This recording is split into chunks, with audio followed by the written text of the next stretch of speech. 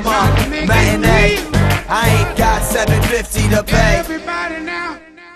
You're about to be crowned the Easter Bunny. Look, Dad, I want to drum in a band. I want to see the world. Maybe the Easter Bunny sees every country in one night. Oh, really, Dad? What about China? Oh, it's candy, woman. So the hip hop, the hibbity hibbity, you don't stop even though you wish this would.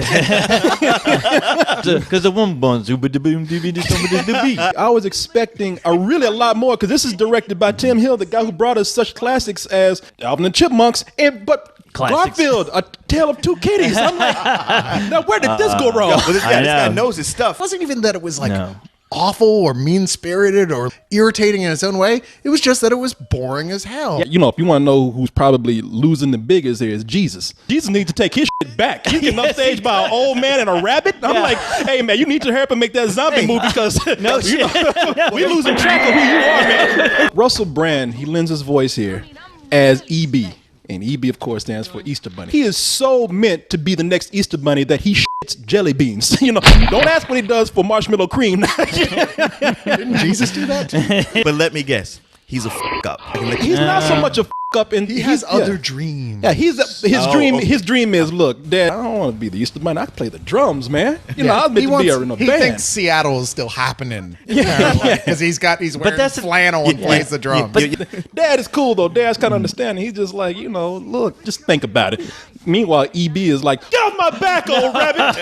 Let me be me. And he gets in a portal, types in a little thing on a GPS, and leaves Easter Island, get it, and heads on off right to Hollywood. It's that easy. Just pressing the button and jumping through a hole. So he ends up going to find this loser who happens to be staying in a mansion while he's housekeeping for his sister. And this guy is played by James Marsden, who, by the way, plays a character, Fred O'Hare. Get it? O'Hare.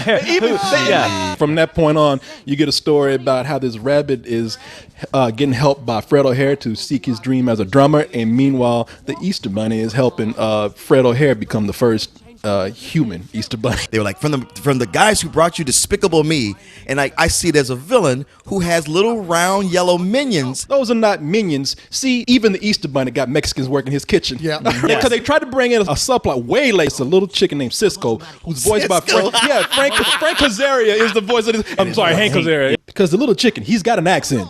And it could be argued that he's from Spain, but we all know he's illegal from Mexico. No more! It's time for the Easter chick to rise! And finally, he lays it on the line. Like, look, man, I want to be the Easter Bunny.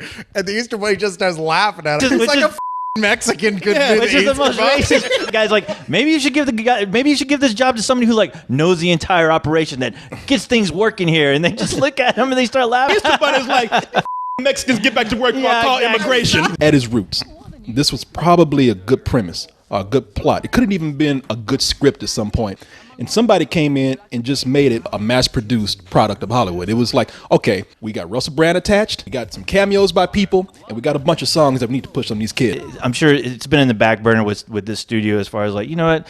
Easter's never had anything as far as an Easter movie that you can just watch every Easter day on TV. If you ever see Santa Claus the movie, it's on that level of just okay, it's interesting, but nobody's going to remember this. So you got to make up something completely new. And what are you going to do with rabbits that shit eggs? I don't know. I mean, jelly beans. I even like the designs of the characters. Great concept art. They brought it to life. And that makes me even sadder because I see it wasted on something that just sucks. And James Marsden is awful in this movie. He's awful. I know the dialogue is bad, but it's not so bad that it excuses the delivery he gives for these lines. Wow. So what?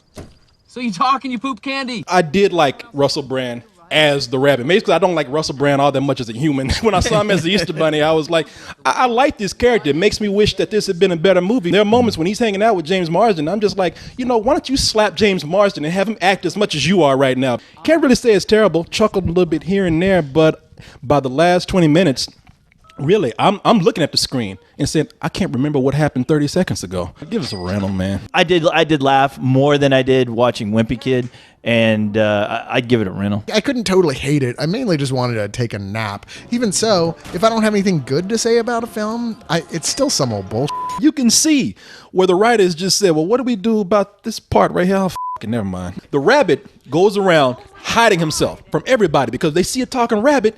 You know, they're gonna freak out. But then it gets to a point where they don't even explain it. They sit in a diner out in full open, people just chilling. Maybe somebody will freak out by the fact that there's a talking rabbit eating a goddamn, pie. And no, it's like, whatever. Rabbits tip better than black people, so who cares? Well, black people just need to learn how to jelly beans, and then everything will be all right. Try to make it